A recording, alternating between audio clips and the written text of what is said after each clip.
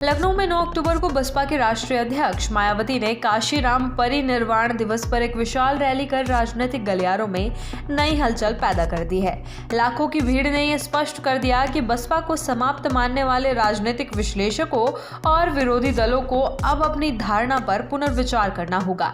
इस रैली के केंद्र में मायावती के साथ उनके भतीजे और बसपा के राष्ट्रीय समन्वयक आकाश आनंद रहे। मायावती ने इस रैली में जहां समाजवादी पार्टी और कांग्रेस के पीडीए गठजोड़ पर तीखा हमला बोला, वहीं भाजपा पर अपेक्षाकृत नरम रुख अपनाया। उन्होंने यह साफ संकेत दिया कि बसपा आने वाले चुनावों में अब नए जोश और रणनीति के साथ मैदान में उतरने को तैयार है। उन्होंने यह भी कहा कि जैसे काशीराम ने उन्हें आगे बढ़ाया था, वैसे ही वे अब आकाश आनंद को पार्टी का भविष्य बना रही है। बसपा की इस नई राजनीतिक सक्रियता और आकाश आनंद के मैदान में उतरने से समाजवादी पार्टी के लिए चुनौती बढ़ गई है। यही कारण है कि सपा प्रमुख अखिलेश यादव ने रैली के तुरंत बाद बसपा सुप्रीमो मायावती की बजाय आकाश आनंद को निशाने पर लिया। उन्होंने यहां तक कह दिया कि आकाश की जरूरत बसपा को नहीं बल्कि भाजपा को है। ये वही अखिलेश यादव हैं जिन्होंने कुछ महीने पहले आकाश आनंद को बसपा से हटाए जाने पर मायावती पर भाजपा के दबाव में काम करने का आरोप लगाया था। अब वही अखिलेश आकाश पर हमला क्यों कर रहे हैं?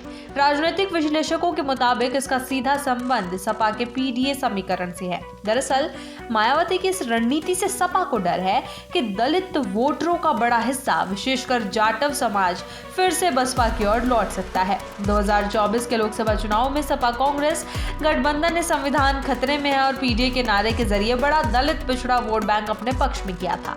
इस चुनाव में गठबंधन को 43 सीटों पर सफलता मिली थी। लोक नीति CSDS के सर्वे के अनुसार तब सपा गठबंधन को नॉन जाटव दलितों का 56% और जाटवों का 25% वोट मिला था, जबकि बसपा को जाटवों का 44% और नॉन जाटव का 15% वोट मिला। अब अगर आकाश आनंद दलित युवाओं के बीच लोकप्रियता हासिल कर लेते हैं और मायावती के नेतृत्व में बसपा का कैडर दोबारा सक्रिय होता है, तो सपा कांग्रेस के लिए पीडीए की रणनीति दरक सकती है।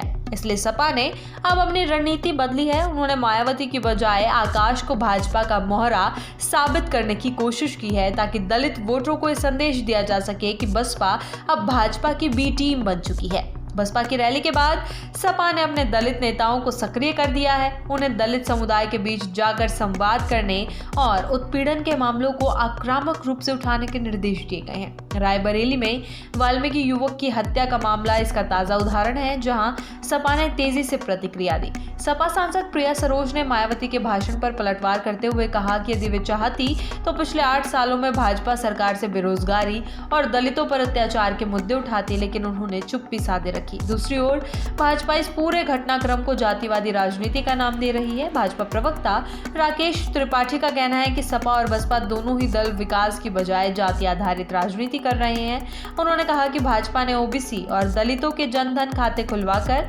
उनकी आर्थिक स्थिति सुधारने का काम किया, जबकि सपा बसपा ने सिर्फ अपना वोट बैंक और बैंक बैलेंस बढ़ाया है। राजनीतिक विश्लेषकों का मानना है कि उत्तर प्रदेश की राजनीति एक बार फिर दलित वोटरों के इर्द गिर्द घूमती दिखाई दे रही है। 2024 में जिस पीडीए फॉर्मूले ने सपा कांग्रेस को चुनावी संजीवनी दी थी, उस पर अब बसपा की नई रणनीति ने सीधी चुनौती खड़ी कर दी है।